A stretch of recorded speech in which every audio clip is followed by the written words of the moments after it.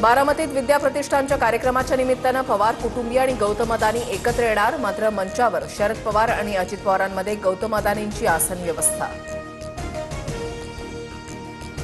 मुंबईत भाजप 128 तर शिंदेची शिवसेना 79 जागांवर लढणार. उर्वरित 20 जागांवर भाजप नेत्यांची शिंदेसोबत चर्चा.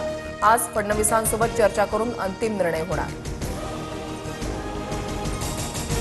पुण्यामध्ये भाजप आणि शिंदेच्या शिवसेनेमधील संघर्ष वाढला. आज मुंबईमध्ये फडणवीस आणि शिंदेची बैठक होण्याची शक्यता.